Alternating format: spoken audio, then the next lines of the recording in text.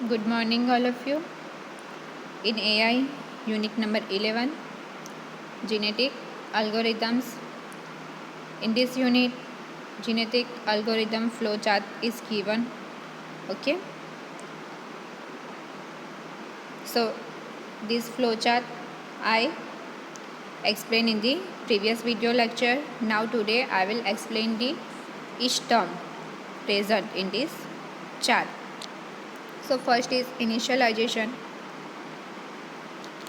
We all are know that initialization is the basic process and we can start the process with this step. The initial population of candidate solutions is usually generated randomly across the search space. કોઈ પણ આપણે population છે બરાબર, suppose એને count કરવું છે તો આપણે ક્યાંથી લેશું?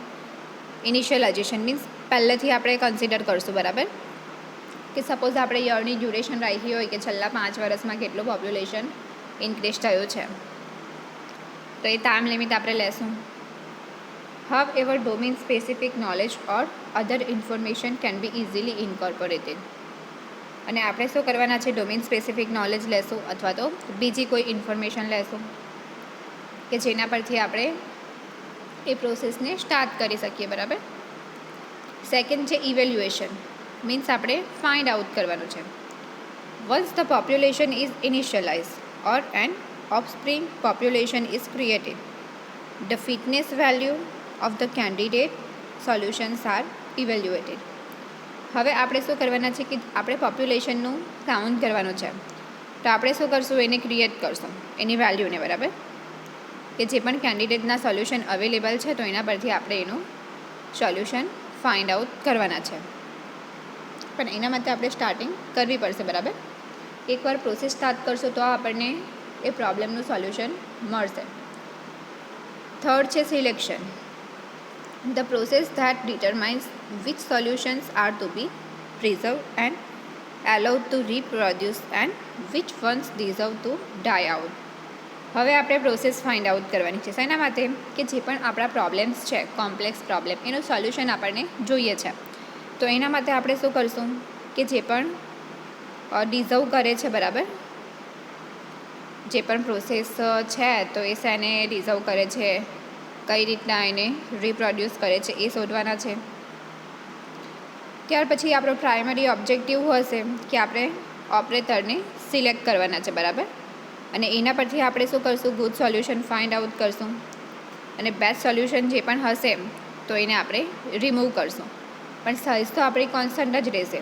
આપણે ડિસાઇડ કર્યું કે લાસ્ટ 5 યરમાં પોપ્યુલેશન કાઉન્ટ કરવાના છે, તો આપણને ખબર છે કે એ આંકડો બહુ મોટો હશે બરાબર.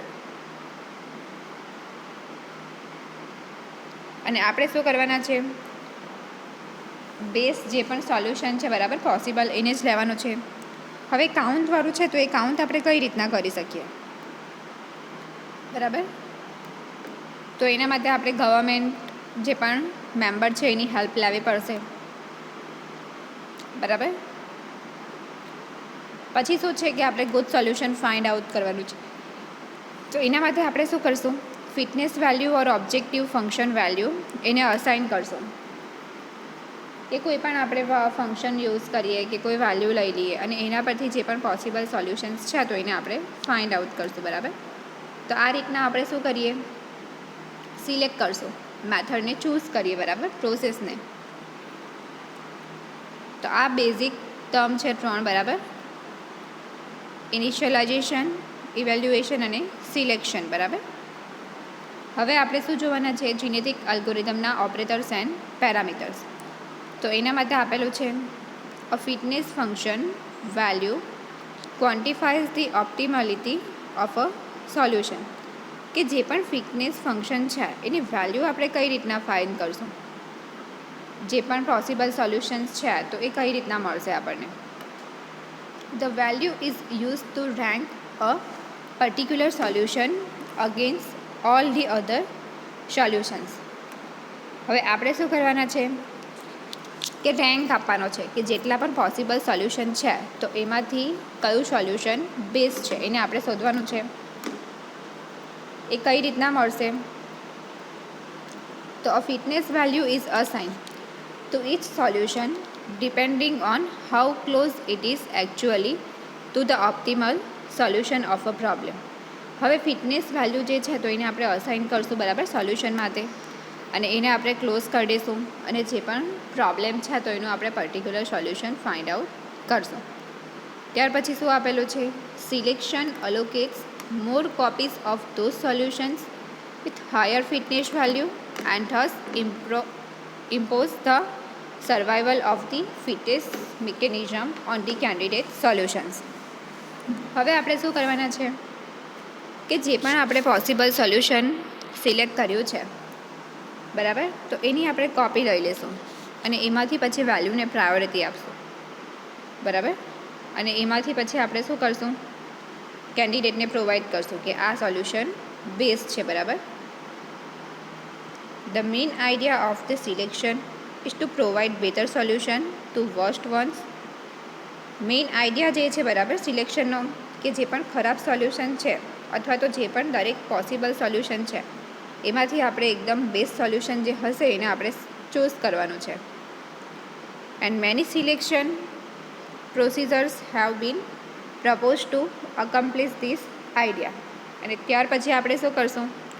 સિલેક્શનની ઘણી બધી પ્રોસિજર છે બરાબર, તો એના પરથી આપણે શું પ્રપોઝ કરવાના છે? તો એના માટે થોડાક બેઝિક આઈડિયા અહીંયા આપણને આપેલા છે. તો એ આઈડિયા કયા છે? Tournament selection, roulette wheel selection, આ બધા સિલેક્શન માટેના અલગ અલગ આપણને પ્રોસેસ આપેલી છે બરાબર. Proportional selection, then rank selection and steady state selection etcetera. આ દરેક વસ્તુ આપણે શીખી જ ગયેલા છે બરાબર ને.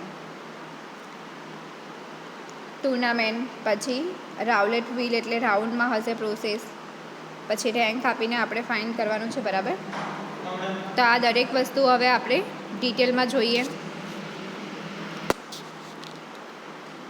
હવે અહીંયા આપણે ફર્સ્ટ શું સિલેક્ટ કરવાના છે? સિલેક્શન ઓપરેટર બરાબર. તો એના માટેના જે અલગ અલગ પ્રોસેસ આપેલી છે તો એ આપણે વન બાય વન જોઈએ. પહેલી છે ટુર્નામેન્ટ સિલેક્શન. હવે ટુર્નામેન્ટમાં આપણને ખબર છે બરાબર, આજે ક્રિકેટ છે, વોલીબોલ છે, બેડમિન્ટન છે, એ દરેકમાં પ્લેયર હોય છે. તો ટુર્નામેન્ટમાં આપણે કેટલા પ્લેયર લેવાના છે? અહીંયા 2 પ્લેયર્સ લઈએ બરાબર. પછી શું કરીએ? Chromosomes and fitness find out કરીએ. ક્રોમોઝોમ્સ અહીંયા આપણને A to G આપેલા છે અને એની ફિટનેસ વેલ્યુ પણ આપણને આપી દીધેલી છે બરાબર. તો અહીંયાથી આપણે ચેક કરવાનું છે કે બી ક્રોમોઝોમની ફિટનેસ 70 છે અને એફની 40 છે બરાબર. અથવા તો એ વેલ્યુ આપેલી જ છે અને આપણે એને લઈ લઈએ કે બી ઇઝ ઇક્વલ ટુ 70 અને એફ ઇઝ ઇક્વલ ટુ 40. ત્યાર પછી રાઉલેટ વ્હીલ માટે આપેલું છે ક્રોમોઝોમ અને ફિટનેસ વેલ્યુ બરાબર. આ રીતના ડાયાગ્રામ આપેલો છે. ABCDEF આટલા શું છે? ક્રોમોઝોમ્સ છે અને એની ફિટનેસ વેલ્યુ છે, અને વેલ્યુ આપણે આ રીતના ફિક્સ કરવાની છે જે આપણને ડાયાગ્રામ દેખાય છે. અને સ્પિન જે છે આ રાઉન્ડમાં તો એ ક્લોકવાઇઝ જ ફરશે બરાબર આ રીતના, અને જે પણ વેલ્યુ છે તો એ આપણને મળશે. પછી શું આપેલું છે? Genetic operators and parameters. તો એમાં આપણે પહેલું છે રીકોમ્બિનેશન ઓર ક્રોસઓવર. જે પણ આપણે કોમ્બિનેશન બનાવેલું છે એલિમેન્ટનું એને આપણે પાછું ચેક કરવાનું છે, અથવા તો એ મેચ નહીં થતા હોય તો આપણે એને ચેન્જ કરીને બીજું કોમ્બિનેશન બનાવશું.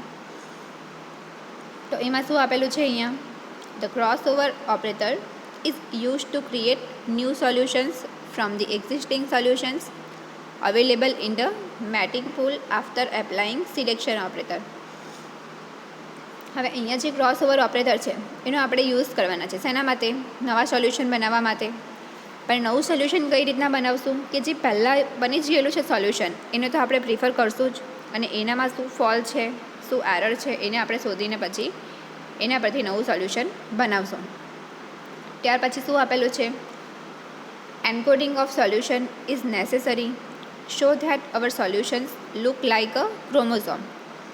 Is the process of representing a solution in the form of a string that conveys the necessary information. હવે આપણે અહીંયા ડીકોડર અને એન્કોડરનો યુઝ કરવાના છે શેના માટે? સોલ્યુશન માટે, કે જે પણ જરૂરી છે. તો એના માટે આપણે પ્રોસેસને કઈ રીતના રિપ્રેઝન્ટ કરશું? તો જે પણ ઇન્ફોર્મેશન જરૂરી છે, બેઝિક છે, એને તો આપણે બતાવવી પડશે યુઝરને, બરાબર. અને યુઝર શું કરશે? એ ઇન્ફોર્મેશનનો યુઝ કરીને જે પણ સોલ્યુશન છે એ ફાઇન્ડ આઉટ કરશે. ત્યાર પછી શું આપેલું છે? Just a chromosome, each gene controls a particular characteristics of the individual. Similarly, each bit in the string represent a characteristics of the solution. હવે આપણે અહીંયા ઉપર જોઈ ગયા, બરાબર, કે આપણે ક્રોમોઝોમ અને ફિટનેસ લેવાના છે. અલગ અલગ બે મેથડ જોઈ સિલેક્શનની, ટુર્નામેન્ટ અને રાઉલેટ વ્હીલ, બરાબર. તો એનામાં આપણે ક્રોમોઝોમ લઈ લીધા A to F. એ આપણે કોઈ પણ આપણી રીતના કેરેક્ટર લઈ શકીએ, બરાબર. અને એના પરથી આપણે શું કરવાના છે? સોલ્યુશન મેળવવાના છે. અને એના માટે આપણે કઈ મેથડ યુઝ કરશું? કે જે પણ મોસ્ટ કોમન મેથડ હશે એન્કોડરની, તો એને આપણે યુઝ કરશું અને એના પરથી આપણે બાઇનરી કોડને જનરેટ કરશું. ત્યાર પછી શું આપેલું છે? Chromosomes R strings of 1 and 0 and each position in the chromosome represents a particular characteristics of the problem. હવે અહીંયા ક્રોમોઝોમ માટે આપણે જે સ્ટ્રિંગ લેવાના છે, તો એમાં આપણે બે વેલ્યુ લેશું, 1 અને 0, બરાબર. ઈચ પોઝિશન માટે, દરેક પોઝિશન માટે. અને એ કઈ રીતના લખશું આપણે? આ રીતના 0 1 0 0 1 0 1 1 0 0 1 આપણે એડજસ્ટ કરી દેવાના છે, બરાબર. અને એક સ્ટ્રિંગ બનાવવાની છે આ રીતના. ત્યાર પછી બીજું શું આપેલું છે? કે આ ઓપરેટર છે તો એ એક્સચેન્જ કઈ રીતના થશે? તો જીનની ઇન્ફોર્મેશન પરથી, કે જે પણ સોલ્યુશન છે એને આપણે શોધશું. ત્યાર પછી રીકમ્બિનેશન, એમાં શું કરશું આપણે? સપોઝ 2 અથવા 2 કરતાં વધારે સોલ્યુશન હોય તો એને આપણે કમ્બાઈન કરી દઈએ, ન્યૂ સોલ્યુશન બનાવીએ અને જે પણ બેટર સોલ્યુશન છે એને આપણે ફાઇન્ડ આઉટ કરીએ. ત્યાર પછી શું આપેલું છે? ક્રોસ ઓવર જે છે તો એ જનરલી શેના માટે આપણે યુઝ કરશું? કે જીનેટિક અલ્ગોરિધમ છે તો એની હાઈ પ્રોબેબિલિટી માટે, કે જેને આપણે P(C) લખશું. અને અહીંયા ઘણા બધા વેઝ રસ્તાઓ અવેલેબલ છે શેના માટે? કે જે પણ પરફોર્મન્સ છે, બરાબર, એ કઈ રીતના થશે, આપણે કોમ્બિનેશન કઈ રીતના બનાવશું. પછી શું આપેલું છે? Of string under recombination will not be identical to any particular parent and will instant combine parental tailors in a novel manner. હવે જે અહીંયા આપણને ક્રોમોઝોમ્સ અને ઓફ સ્ટ્રિંગ આપેલા છે તો એમાં હેડ અને ટેલ હશે. આગળનો પાર્ટ આપણે હેડ લેશું અને પાછળનો પાર્ટ આપણે ટેલ કન્સિડર કરશું, બરાબર. અને અહીંયા સિંગલ પોઈન્ટ ક્રોસ ઓવર આપણને આપેલું છે. વેલ્યુ અહીંયા આપણે કોઈ પણ લઈ લીધી છે, બરાબર. તમે આ રીતના વેલ્યુને લઈ શકો છો.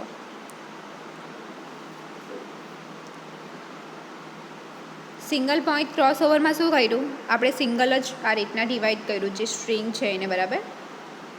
એટલે એનાથી 2 પાર્ટ આપણને મળ્યા. હવે બીજું શું છે? 2 પોઈન્ટ ક્રોસ ઓવર, તો એમાં શું થશે? 2 પાર્ટ આપણે કર્યા એટલે આપણને 3 અલગ અલગ ડેટા મળશે, બરાબર.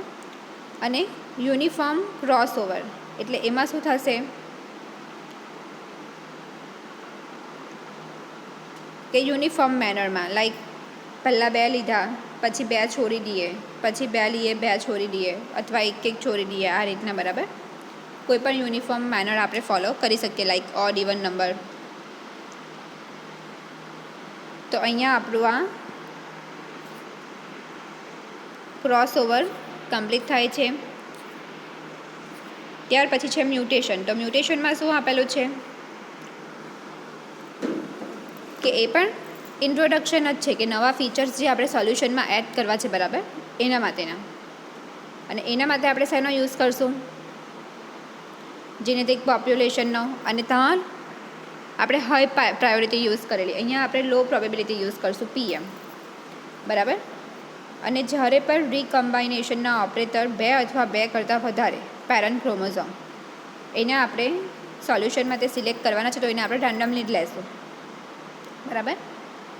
અને અહીંયા ઘણા બધા વેરિએશન્સ આવશે, બરાબર, આ મ્યુટેશન માટે, કે જેમાં આપણે શું કરશું, હેડ અને ટેલ લેશું અને એના પરથી આપણે શું ફાઇન્ડ આઉટ કરશું, કેન્ડિડેટનું કયું સોલ્યુશન છે તે, બરાબર. તો એના માટે અહીંયા સોલ્યુશન આપણને આપેલું છે, તો એને આપણે જોઈએ. આ રીતના આપણને સ્ટ્રિંગ આપેલી છે, બીટ ફ્લિપ અને રેન્ડમ રીસેટ. તો સ્ટ્રિંગ આપણે લઈ લઈએ, બરાબર, અને રેન્ડમલી કોઈ પણ આપણે સાઇઝ એની સેટ કરી શકીએ. 3 પહેલાં છોડી દીધા, પછી ચોથું લીધું, પછી 3 છોડ્યા, પછી ચોથું લીધું, આ રીતના. પણ જે પણ ઓર્ડર છે એને આપણે ફોલો કરવાનો છે. તો આ રીતના બીટ ફ્લિપ અને રેન્ડમ રીસેટ આપણે કરશું મ્યુટેશન માટે. ત્યાર પછી છે રિપ્લેસમેન્ટ. તો રિપ્લેસમેન્ટમાં શું કરશું આપણે, કે જે પણ પોપ્યુલેશન છે એને કઈ રીતના ક્રિએટ કરશું. તો એના માટે આપણે સિલેક્શન, રીકોમ્બિનેશન અને મ્યુટેશન રિપ્લેસમેન્ટનો યુઝ કરશું. પણ આપણે ઓરિજિનલ જે પણ પેરેન્ટ પોપ્યુલેશન છે એને યુઝ કરવાના છે, બરાબર. અને ઘણી બધી રિપ્લેસમેન્ટની ટેકનિક્સ અવેલેબલ છે, like elitist replacement, generation wise replacement and steady state replacement methods, કે જે આ બધી મેથડ્સ આપણે શેના માટે યુઝ કરવાના છે, જીનેટિક અલ્ગોરિધમ્સ માટે. ઓકે, તો અહીંયા આપણે સ્ટોપ કરીએ છીએ, બરાબર. હવે આપણે આજનું થોડું રિવિઝન જોઈ લઈએ. ગઈકાલે જે ડાયાગ્રામ સ્ટાર્ટ કર્યો હતો, બરાબર, જીનેટિક અલ્ગોરિધમનો ફ્લો ચાર્ટ, તો એના માટે પછી આપણે જે પણ ટર્મ છે એને અહીંયા 1 by 1 જોઈ. ઇનિશિયલાઇઝેશન, ઇવેલ્યુએશન અને સિલેક્શન. ત્યાર પછી જીનેટિક ઓપરેટર્સ એન્ડ પેરામીટર્સ જોયા જીએ માટે. સિલેક્શન માટેની મેથડ્સ જોઈ, tournament selection, roulette wheel selection. Okay, અને એમાં ક્રોસઓવર, મ્યુટેશન અને રિપ્લેસમેન્ટ, આ 3 વસ્તુ જોઈ, બરાબર. હવે નેક્સ્ટ વિડીયોમાં આપણે સિગ્નિફિકન્સ જોવાના છે જીનેટિક ઓપરેટર્સ માટેના. Okay, thank you.